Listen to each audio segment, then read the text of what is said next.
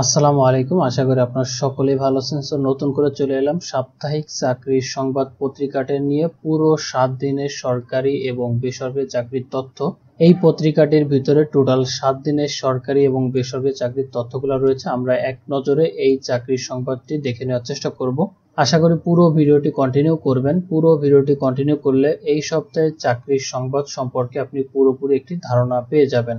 এই সপ্তাহে চাকরির পত্রিকাটার ভিতরে প্রায় কিন্তু 2000-এর উপরে লোক সংখ্যা নিয়োগ দেওয়া হবে। আমরা এক এক করে পদগুলো দেখে নিব, কোন কোন পদে কতজন লোককে নিয়োগ দেওয়া হবে। যেমন কর কমিশনার অঞ্চল 19 ঢাকাতে 104 জন লোককে নিয়োগ দেওয়া হবে, যেখানে কম্পিউটার অপারেটর পদ রয়েছে, প্রধান সহকারী, উচ্চমান সহকারী, 60 মুদ্রাক্ষরী কাম কম্পিউটার অপারেটর, অফিস সহকারী কাম কম্পিউটার 22 জন, অফিস সহায়ক পদে 22 জন, টোটাল 104 জন লোককে নিয়োগ দেওয়া হবে। তারপর রয়েছে ডকইয়ার্ড অ্যান্ড ইঞ্জিনিয়ারিং ওয়ার্কস, যেখানে 95 জন লোককে নিয়োগ দেওয়া হবে।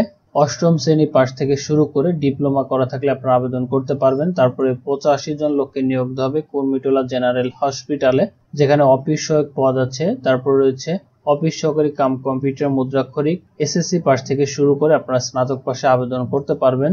এবং আরো রয়েছে কাস্টমস ও ভ্যাট কমিশনারেট রাজশাহীতে 113 জন লোককে নিয়োগ দেওয়া হবে। যে সকল পদের ক্ষেত্রে আপনারা অষ্টম শ্রেণী পাশ থেকে শুরু করে স্নাতক সমমানের পাশ পর্যন্ত আবেদন করা যাবে। তারপরে কর কমিশনার অঞ্চল 24 ঢাকাতে 90 জন লোককে নিয়োগ দেওয়া হবে। এখানেও কিন্তু এসএসসি পাশ থেকে শুরু করে স্নাতক পাশ পর্যন্ত আবেদন করা যাবে। ঢাকা দক্ষিণ সিটি কর্পোরেশনে 19 জন লোককে নিয়োগ দেওয়া হবে।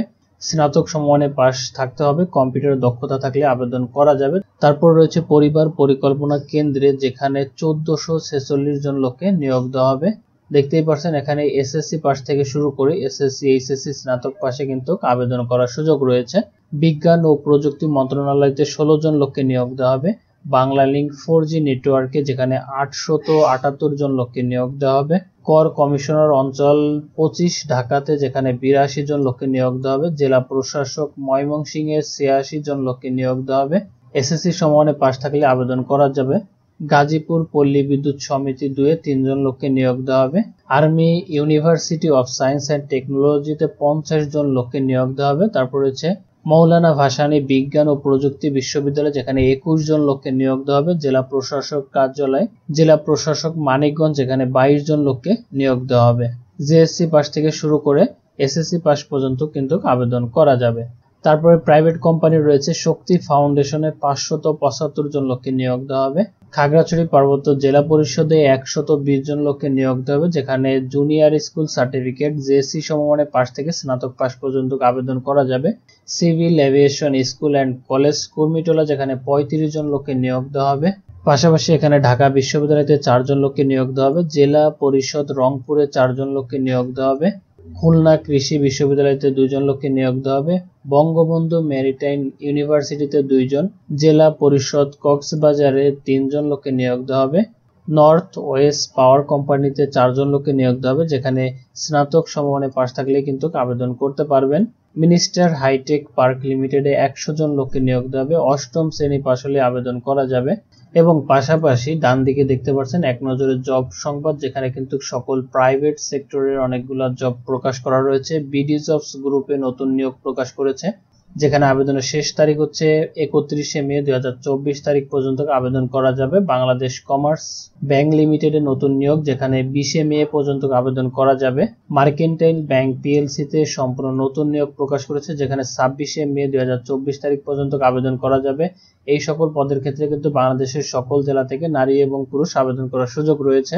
তারপর আছে শাহজালাল ইসলামী ব্যাংক পিএলসিতে, যেখানে 28 মে 2024 তারিখ পর্যন্ত আবেদন করার সুযোগ রয়েছে। অ্যাডভান্স মেডিকেল ইন্ডাস্ট্রিজ লিমিটেডে, যেখানে 30 মে 2024 তারিখ পর্যন্ত আবেদন করতে পারবেন। ট্রান্সপারেন্সি ইন্টারন্যাশনাল বাংলাদেশে, যেখানে 25 মে 2024 তারিখ পর্যন্ত বাংলাদেশের সকল জেলার নারী এবং পুরুষ উভয় প্রার্থীগণ আবেদন করতে পারবেন। এনআরবি ব্যাংক লিমিটেডে নতুন নিয়োগ প্রকাশ করেছে, যেখানে 25 মে পর্যন্ত আবেদন করা যাবে। মধুমতি ব্যাংক পিএলসিতে নতুন নিয়োগ প্রকাশ করেছে, যেখানে 23 মে পর্যন্ত আবেদন করা যাবে। তারপরে রয়েছে প্রাণ গ্রুপে নতুন নিয়োগ প্রকাশ করেছে, যেখানে 1 জুন 2024 তারিখ পর্যন্ত আবেদন করা যাবে। উত্তরা মোটরস লিমিটেডের নতুন নিয়োগ প্রকাশ করেছে, যেখানে 31 মে পর্যন্ত আবেদন করা যাবে।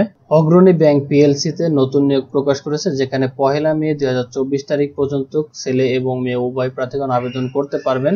যমুনা ইলেকট্রনিক্স অ্যান্ড অটোমোবাইলে নতুন নিয়োগ প্রকাশ করেছে, যেখানে 20 মে 2024 তারিখ পর্যন্ত আবেদন করা যাবে।